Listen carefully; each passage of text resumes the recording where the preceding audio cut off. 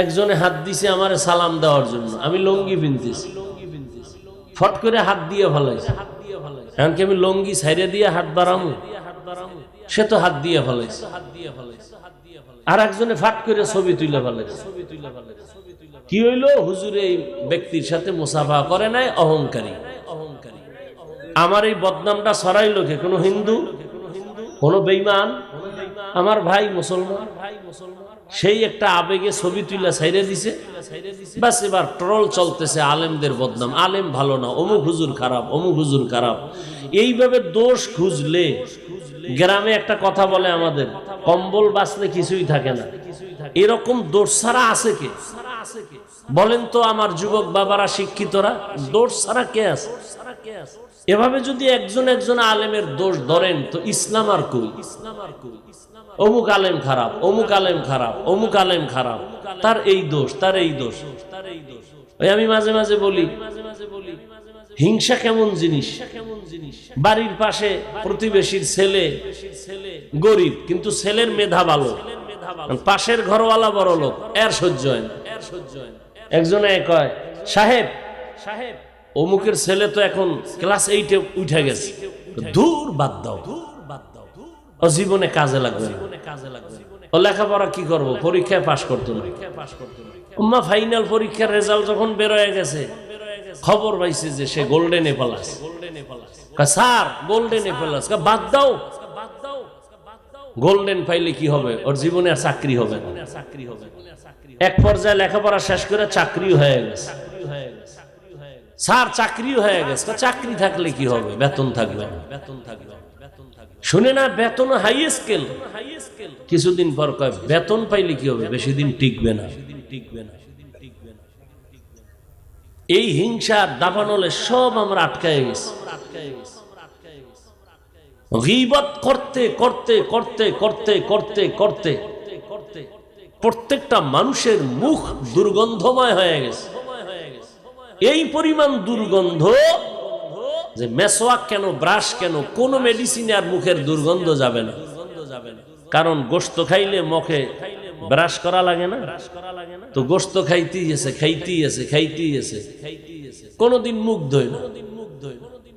অনবরত গোশত খায়। কির গোশত খায়? মরা ভাইয়ের গোশত খায়। জেন্দারটা খাইলে তো মরাড়া, মরা ভাইয়ের গোশত খায় বয়ে বয়া। নবীজি বলেন, এক সাহাবী বদনাম করতেছে, কয় আরে খেলাও দাও, যে দাঁত খুশে, কয় না ওইটা নিয়ে দাঁত খুশো কেন? কয় গোশত ঢুকছে দাঁতে। কয় ইয়া রাসূলুল্লাহ, আমি 1 মাস হয়েছে গোশতের লগে দেখা নাই, মাত্র গোশত খাইলা? বলে ইয়া রাসূলুল্লাহ, তার মানি? বলে এই যে তুমি অমুকের বদনাম বললা, আল্লাহর কোরআন মরা ভাইয়ের গোশত খাওয়ার সমতুল্য, খেলাল করো। আল্লাহর রাসূল বলছেন, গীবত এটা জেনা করার থেকেও মারাত্মক। উলামায়ে কেরামের ইজ্জত যতদিন থাকবে, উম্মতের ইজ্জত থাকবে। উলামায়ে কেরামের সম্মান যদি কমে যায়, উম্মতের সম্মানও কমে যাবে। যেমন কোন বিবাহের অনুষ্ঠানে আসল যিনি বর হন, সে যতটা সম্মান পায়, তার সাথী যাত্রীরাও সে সম্মান পায়। আর সে যেখানে অপমানিত হয়, তার যাত্রীরাও অপমানিত হয়। এ কথাগুলো এজন্য আমি বলতেছি যে কিয়ামত পর্যন্ত আর কোনোদিন এক মুহূর্তের জন্য নবী আসবেন না। আগে আপনাদের এলাকায় আসেন, কিয়ামত পর্যন্ত নবী আর আসবেন না, সাহাবায়ে কেরাম আসবেন না, আউলিয়ায়ে কেরাম, আইম্মায়ে কেরাম কেউ আসবেন না। কিয়ামত পর্যন্ত এই জাতিকে সঠিক পথের সন্ধান দিবেন, দুনিয়াতে শান্তি, পরকালে মুক্তির পথ দেখাবেন একমাত্র উলামায়ে কেরাম। সমস্ত দুনিয়ার বিধর্মীদের এক কঠিন ষড়যন্ত্র। আমাদের কিছু অন্ধ মুসলমান, এরা বুঝে না ষড়যন্ত্র কি, যে উলামায়ে কেরামের প্রতি যদি মানুষের ঘৃণা জমানো যায়, তাহলে মানুষ আর আলেমকে পছন্দ করবে না, তাদের পেছনে নামাজ পড়বে না, তাদের বয়ানও শুনবে না। তো ইসলাম বন্ধ করে দাও বলা লাগবে না, অটোমেটিক ইসলাম বন্ধ হয়ে যাবে, দ্বীনের আলো দুর্বল হয়ে যাবে। এ কারণে আলেমদের বদনাম ছড়ানো একটা আন্তর্জাতিকভাবে চক্রান্ত। মূলত আলেমের বিরোধিতা করা ইসলামকেই ছোট করা। এটা অনেকে না বুঝে উল্টা পাল্টা কথা বলে, মন্তব্য করে, লেখালেখি করে। দিন শেষে দেখেন মানুষ যারা একটু দিনের দিকে আকৃষ্ট বা বিধর্মী সবাই বলে দূর ইসলাম ভালো না, আলেমদের মধ্যে মিলতাল নাই, একে অপরের বিরুদ্ধে। সর্বশেষ দেখা যায় যে ইসলামের উপরে বদনাম চলে আসে। এই জন্য ওলামায়ে কেরামের সম্মানের দোয়া করা, আল্লাহ তাদের ইজ্জতকে বেশি বেশি বাড়ায় দেন। আমি আপনাদের দোয়া নেওয়ার পাশাপাশি সংক্ষেপ দু চারটি কথা বলার নিয়তে কোরআনে হাকিমের এক টুকরো আয়াতে কারিমা তিলাওয়াত করেছি, নবীজির হাদিস থেকে একটু হাদিস পড়েছি। ইখলাসুর রুহানিয়াতের সমন্বয়ে সহি নিয়তে, সহি তরিকায়, সহি কিছু কথা বলার মতো, আপনাদেরকে শুনবার মতো দয়াময় আল্লাহ তৌফিক দান করেন। নামাজ যখন চলে তখন দেখলাম মাঠে মানুষ কম। নামাজের পরে এরা কইতো নাইলো, এরা জিন না অন্য কিছু। নামাজ পড়ে নাই, কি বিড়ি টানতে গেছিল। আল্লাহ মজলিস কবুল করেন। ইয়া আইয়ুহাল্লাযীনা আমানুত্তাকুল্লাহা ওয়াল তানজুর নাফসুম মা কদ্দামাত লিগাদিন ওয়াত্তাকুল্লাহ। আল্লাহ বলেন, হে দুনিয়ার মুমিন, তোমরা আল্লাহকে ভয় করো, তাকওয়া অর্জন করো, এবং ভবিষ্যৎ তোমার একটা জিন্দেগি আছে, ওই জীবনের জন্য খেয়াল করো তুমি কি সঞ্চয় করেছো, কি অর্জন করেছো। ওয়াত্তাকুল্লাহ, আবার আল্লাহ বলেন আমাকে ভয় করো। ইন্নাল্লাহা খাবীরুম বিমা তা'মালুন, তুমি যা করো এ বিষয়ে আল্লাহ সম্মুখ অবগত।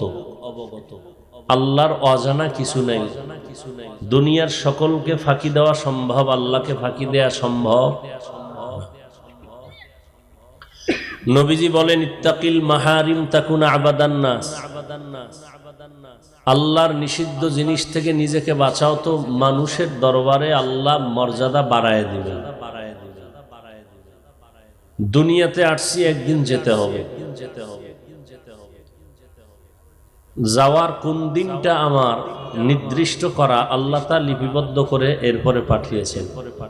আসার পরে লেখেন নাই, লেখার পরে পাঠিয়েছেন। তো বিদায় হতেই হবে, চাইলেও থাকা যাবে না। ভাই ইকো কমাও, ইকো হয় কেন? চাইলেও থাকা যাবে না, যেতে হবেই। হিসাব দুইটা, কি রেখে যাব, কি নিয়ে যাব। যদি কিছু রেখে যেতে চাই তাও দুনিয়াতে অর্জন করতে হবে, সাথে কিছু নিতে চাইলেও দুনিয়ার থেকে অর্জন করতে হবে।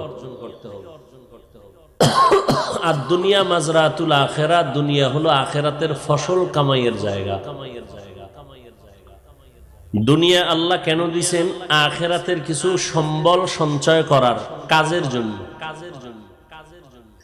মূলত দুনিয়া কোনো কাজের জন্য না, দুনিয়া আমাদের জন্য না। হাদিসে পাকে নবী বলেন, দুনিয়া নামক গ্রহটার সম্মান যদি মান দাম এক বিন্দু বলতে একটা মশার পাখা এই পরিমাণও থাকতো, তো কোনো বেদিনকে আল্লাহ এক ঢোক পানি পান করার সুযোগ দিতেন না। অর্থাৎ এ দুনিয়ার দাম আল্লাহর কাছে মোটেও নেই। তো দুনিয়ায় পাঠাইলেন কেন? আখিরাতের সম্বল সঞ্চয় করার জন্য। এখান থেকে যা আমরা সঞ্চয় করব, মরণের পরের জিন্দেগিতে আল্লাহ এটা আমাকে দিবেন। হায়াত দেখতে না দেখতে অর্ধেক শেষ। যার বয়স 30 বছর, আল্লাহ যদি বাঁচান তা আর 30। কারণ উম্মতে মুহাম্মদীর হায়াত গড়ে 60 থেকে 70, এর বেশি না। তাহলে 30 বছর যার হায়াত শেষ, আর বাকি 30 আল্লাহ বাঁচাইলে বাঁচবে। কিন্তু এই 30 বছরে অর্জন কি করছেন? আমার কলিজার যুবক বাবারা এমন কিছু অর্জন করছে যে বাকি 30 বছরও বিফল। এমন কিছু অর্জন করছে এই 30 বছরে যে আল্লাহ যদি আরো 30 বছর বাঁচায় রাখেন তো এই 30 বছরও নষ্ট। মানি মুসলমানদেরকে দুনিয়ার থেকে ঈমান হারা করার জন্য চতুর্মুখী ষড়যন্ত্র চলতেছিল, চলতেছে, চলবে। আমরা বুঝি না। বাংলাদেশে দাঁড়ায় কোনো বেঈমান ইহুদি খ্রিস্টান কোন হিন্দু বলে নাই সকালের মক্তব বন্ধ করে দাও, কেউ বলে না।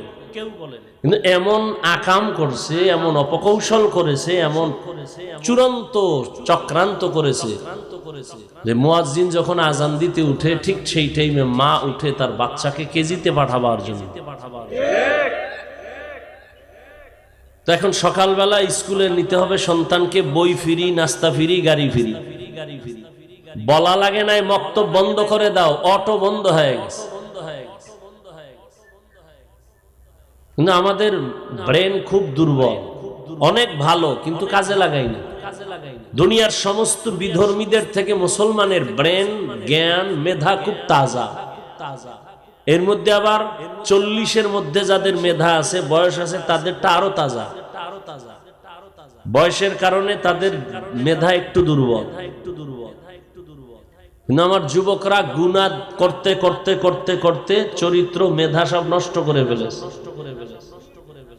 দুনিয়ার সব বিধর্মীরা মোবাইল হাতে দিয়ে দিচ্ছে। হুজুরের হাতেও মোবাইল, যে হুজুর না তার হাতেও মোবাইল।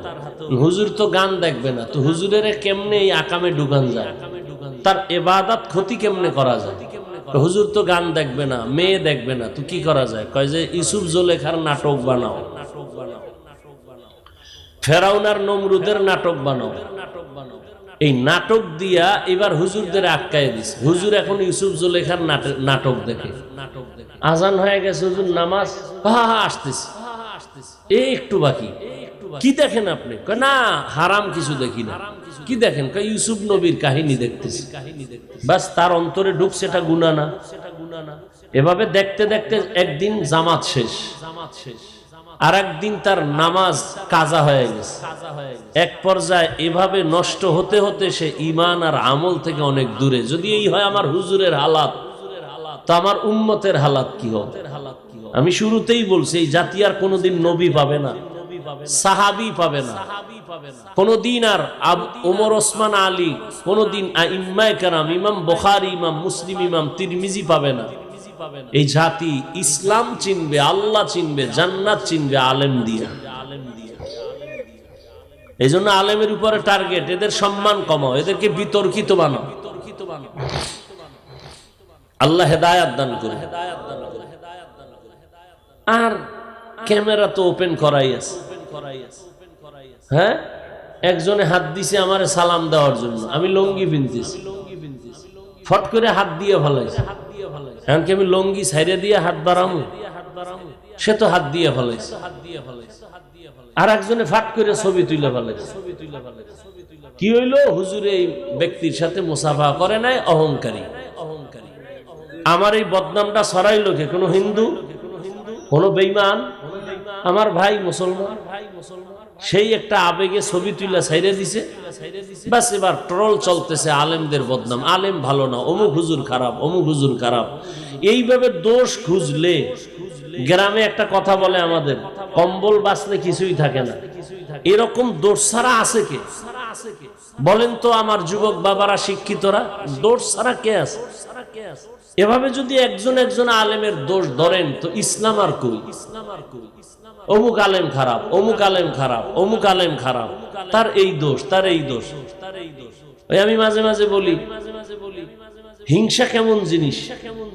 বাড়ির পাশে প্রতিবেশীর ছেলে গরিব, কিন্তু ছেলের মেধা ভালো, পাশের ঘরওয়ালা বড় লোক, এর সহ্য হয় না।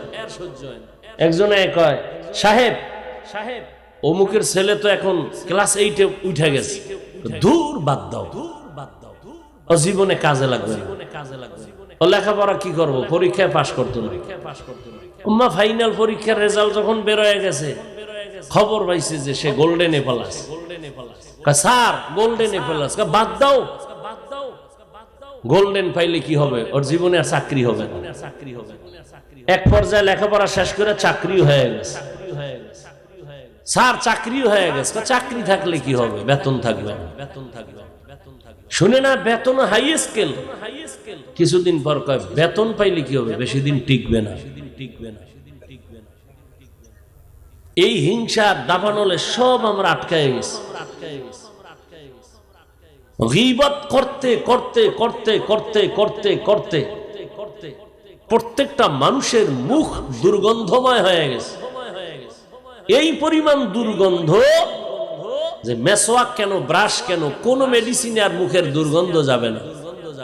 কারণ গোশত খাইলে মুখে ব্রাশ করা লাগে না, তো গোশত খাইতেই আছে, খাইতেই আছে, খাইতেই আছে, কোনদিন মুখ ধোয় না।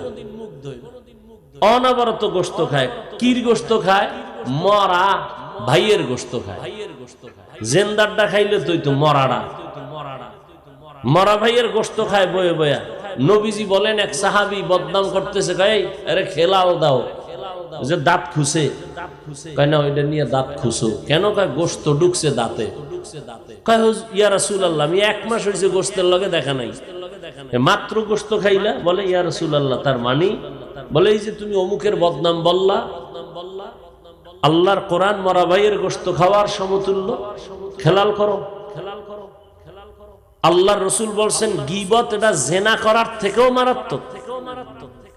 ইয়া আইয়ুহাল্লাযীনা আমানু জতানিবু কাসীরাম মিনাজ-জন ইন্না বা'যাজ-জন্নি ইসমুন ওয়া লা তাজাসসু ওয়া লা ইয়াগতাব বা'যুকুম বা'যা আইয়ুহিব্বু আহাদুকুম আন ইয়াকুলা লাহমা আখিহি মাইতান ফাকারিহতুমুহু ওয়াত্তাকুল্লাহ ইন্নাল্লাহা তাওয়াবুর রহিম।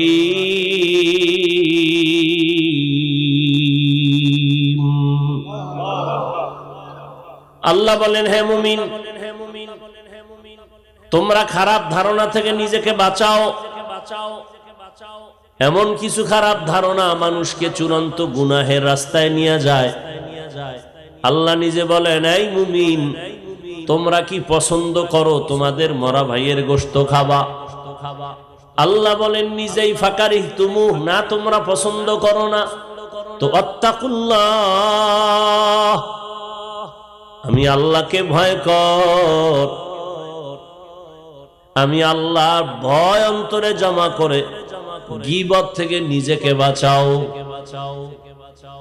প্রত্যেকটা মুহূর্ত গীবতে আমরা পেছায় গেছি, ঘরের মধ্যে, বাইরে, দোকানে, রিকশায়, গাড়িতে, অল টাইম গীবত। মারাত্মক কবিরা গুনাহ। শুধু কি তাই, গীবতের মারাত্মক একটা ক্ষতি হলো, যে ব্যক্তি যার গীবত করে তার গুনাহ তার আমলনামায় চলে আসে। না, মারাত্মক একটা ক্ষতি।